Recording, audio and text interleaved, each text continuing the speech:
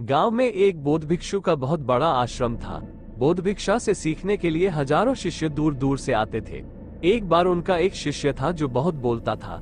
वह हमेशा बोलता रहता था। जब वह गांव में भिक्षा लेने जाते थे तो हर घर से एक नई कहानी लेकर आते थे और वो आश्रम पहुंचते ही अन्य शिष्यों को कहानी सुनाना शुरू कर देते थे। मौका मिलते ही वो दूसरे शिष्य को गाली देता, उसका अपमान करता और दूसरों के सामने अच्छा बनने की कोशिश करता।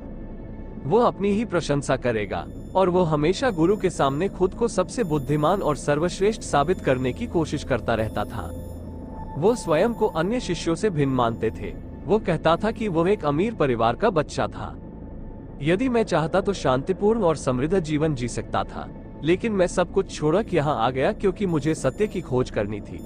मुझे स्वयं को जानना था, मुझे जीवन को जानना था, इसलिए मैं तुम सबको छोड़कर जा रहा हूँ। एक दिन गुरु ने आश्रम के सभी शिष्यों को बुलाया और कहा, तुम सभी को अगले 1 महीने तक कुछ परेशानी उठानी होगी। इससे आपकी परेशानी और आत्मविश्वास की दुनिया मजबूत होगी।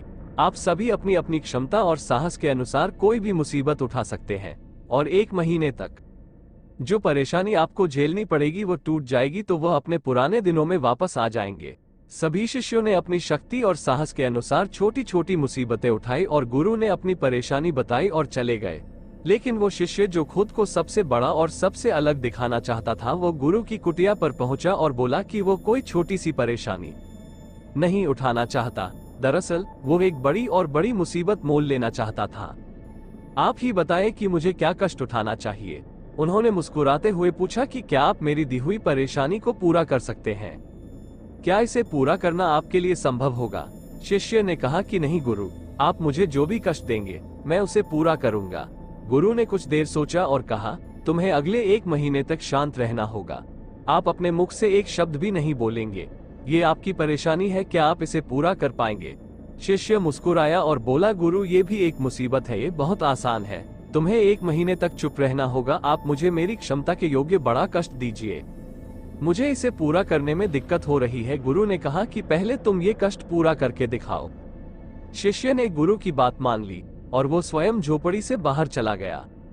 चुप रहना बहुत आसान था। उसने 1 दिन के लिए उसी तरह की चुप्पी काट दी, लेकिन दूसरे दिन से वह मन की बात न कहने से ऊबने लगा। तीसरे दिन उसे भारीपन महसूस होने लगा और चौथे दिन उसे अपने अंदर एक अजीब सी खामोशी महसूस होने लगी, क्योंकि आश्रम के सभी शिष्य आपस में बातें कर रहे थे। वह भी अपना पक्ष उनके सामने रखना चाहते थे। वह उससे बात करना बंद करना चाहता था, लेकिन उसके विचार उसके पास आ रहे थे, इसीलिए वह अपना पूरा दिन सिर्फ मुंह और आंखों से ही बनाते रहे। इसी तरह उन्होंने कुछ दिन और बिताए और शिष्य बीमार पड़ गया। उसका सिर फट रहा था, उसे खाने की भी याद नहीं आ रही थी, वो सिर्फ बोलना चाहता था। वो गुरु के पास गया और उनके सामने यह बात कही, गुरु मैं बोलना चाहता हूँ। बिना बोले मुझे सांस नहीं आती थी, मेरा दिमाग तेजी से धड़क रहा था, मैं अंदर ही अंदर पागल हो रहा हूँ। मुझे क्या करना चाहिए? क्या मुझे अपनी चुप्पी तोड़नी चाहिए? गुरु मुस्कुराए और कहा कि वो अपनी चुप्पी तोड़ने के लिए वहां है, लेकिन जो अपना मौन पूरा कर लेता है उसकी आंतरिक शक्ति बढ़ जाती है, और जो अपनी आंतरिक शक्ति बढ़ाता है उसकी समझ और जागरूकता बढ़ती है। समझने का तरीका भी आपके हाथ में है और इसे तोड़ना भी आपके हाथ में है। आपके कई भाई अपनी चुप्पी तोड़ते हुए अपने पुराने दिनों में लौट आए हैं। अगर आप ऐसा नहीं कर पा रहे हैं तो आप भी अपनी चुप्पी तोड़ सकते हैं और अपने पुराने दिनों में वापस आ सकते हैं। लेकिन याद रखें, अगर आप आज इस छोटी सी खामोशी को नहीं संभाल पा रहे हैं तो अपनी बाकी जिंदगी को कैसे संभाल पाएंगे? बाकी निर्णय आपके हाथ में है। गुरु की बात उस शिष्य के हृदय को ठेस पहुंचाती है। वो बिना कुछ कहे वापस चला गया और खुद को अपनी झोपड़ी में बंद कर लिया।